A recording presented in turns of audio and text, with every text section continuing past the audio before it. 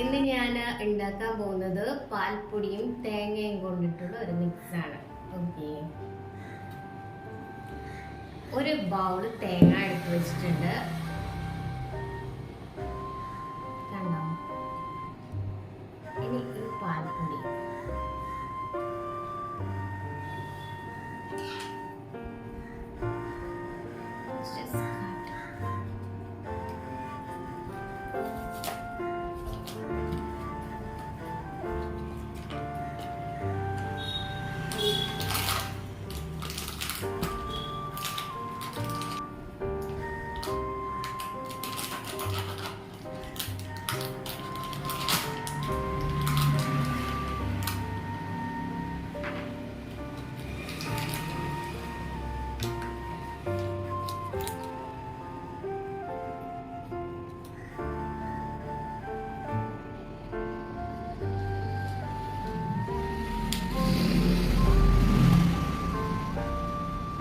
എന്നിട്ട് മിക്സ് ചെയ്യുക കേട്ടോ. നല്ല പോലെ മിക്സ് ചെയ്യുക.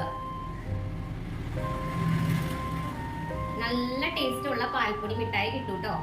പാൽപ്പൊടി വെറുതെ വായിലിട്ട് കഴിച്ചാൽ നമുക്ക് വായയിൽ പറ്റി പിടിക്കുന്നതായിട്ട് തോന്നും.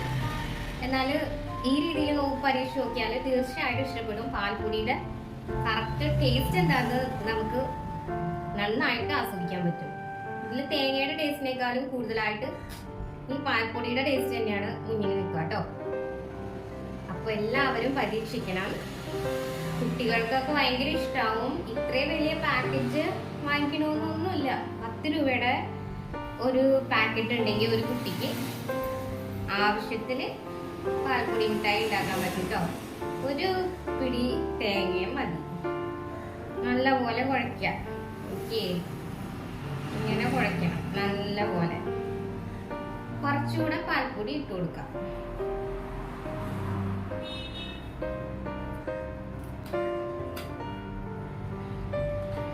വേണ്ടി വന്നാൽ മാത്രം ഇട്ട് കൊടുക്കുക. നമുക്കിത് ഈ ഇലയിലേക്ക് മാറ്റാം. ഓക്കെ, നമുക്ക് കുഴക്കാൻ എളുപ്പത്തിനാണ് കേട്ടോ അങ്ങനെ ചെയ്യുന്നേ. നന്നായിട്ട് കുഴക്കാം. നമ്മുടെ ഇലയില് ഒരു തവളയും കയറി ഇരിപ്പുണ്ട് പാൽപ്പൊടി മിഠായി തിന്നാൻ. ഞാൻ വെറുതെ ഭംഗിക്ക് വെച്ചതാണ് കേട്ടോ. അപ്പച്ചൻ ഉണ്ടാക്കിയതാണ് തവളേനെ. അപ്പോൾ പുറത്തിരുന്നപ്പോ ഞാൻ ഓർത്തു അപ്പോ ഒരു ഭംഗിക്ക് ഇതിന്റെ കൂടെ ഇരിക്കട്ടെ എന്ന് വിചാരിച്ചു അങ്ങനെ ആക്കിയതാ. കുട്ടികൾക്കൊക്കെ നല്ല ഇഷ്ടമാവും.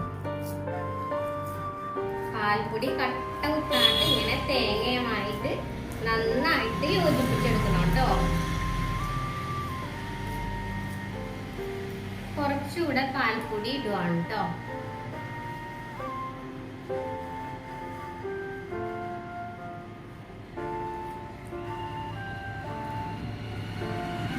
നനവ് അധികം പാടില്ല, ഓവറായിട്ട് നനയരുത്.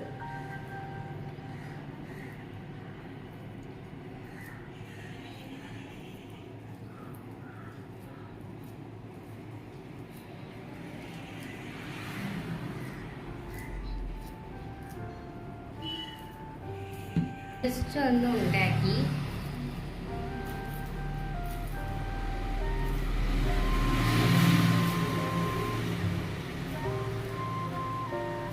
ഈ പാൽപ്പൊടി കൂടെ ഇട്ട് കൊടുക്കാം.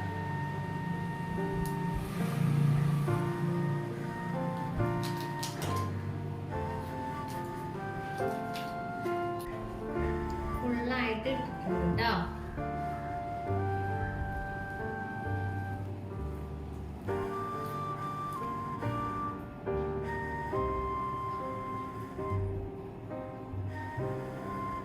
ചെറിയ ചെറിയ ഉണ്ടാക്കിയാൽ മതി, അതാണ് നല്ലത്. കാരണം വായിൽ അലിയാനായിട്ട് നല്ലത് ചെറിയ ചെറിയ ഉണ്ടാക്കുന്നതാണ് നല്ലത് കേട്ടോ. കണ്ടോ, എണ്ണ തെളിഞ്ഞു വരുന്നത്. ജസ്റ്റ് നമുക്കിതൊന്ന്